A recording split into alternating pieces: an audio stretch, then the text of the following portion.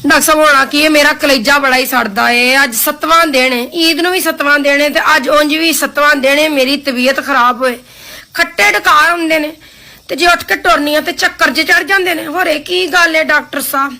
ना डॉक्टर साहब मैं बकरा दुनिया नाल कोई वखरा खा लिया? कुछ नहीं, मैं 2 बोटियां सी भुन के खानियां हुंदियां होर ना, मैं नहीं बहुता रखिया।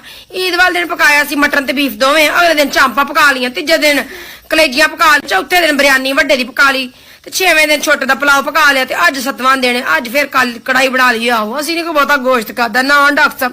8 दिन और चल जाएगा, नहीं तो 15 दिन चल जाएगा, इस तो बाद नहीं। मैं नहीं बहुता कदी रखिया, वंड वुंड छड़िया सारा। आओ पाए डॉक्टर साहब राती छोरा पी बैठी। आओ ते पता नहीं हुण मैं आनी तबीयत काहदा खराब है। गोश्त नाल ते ताकत हुंदी डॉक्टर साहब, बंदा टुरन जोगा हुंदा। मेरे ते मेदे चेंज, गर्मी ते तजाबियत ते गैस, सिर नूं गैस चढ़दी डॉक्टर साहब, दस नहीं तुहानूं सकदी ना। डॉक्टर साहब मैं कल गोश्त दे विच बीमार होने, सारी दुनिया ने कुर्बानियां कीतियां ने। लोकां दे फ्रीजर जाके वेखो, एक छापर कढदे ने, सारा फ्रीजर बाहर आ जांदा डिग के।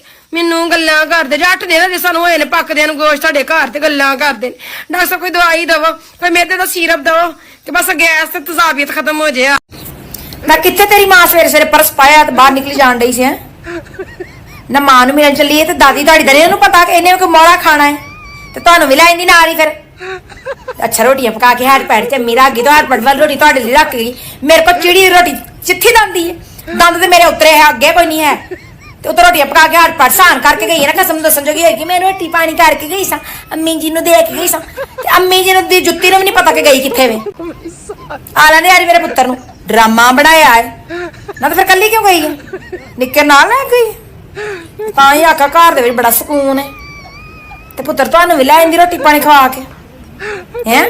पुप्पी दे घर तुहानूं खड़ा ते पूरे दा पूरा हेड़ ही लै आंदी कि चंगी तरह रज के खा के हुण ते नाल भी लै के हुण ते पेकिਆਂ दे घर एक ही मोढियां वाला लै जांदी है चुक के। बाकी दादी जोगे कि दादी नूं सुकून कोई नहीं, ना रोटी पानी पोछ के दे के गई, ना चाह दा घुट दे गई, तू खलकत छड़ गई है कि खाओ दादी दा सिर। मेरे तालू तो ना चढ़ियो, मेरे ते अगे अज शुगर लो होई पई है ना। मेरे ना होवो अपने कमरे चलो तो प्यो नूं फोन करो दादी पे सादी दसा तेरे मैं।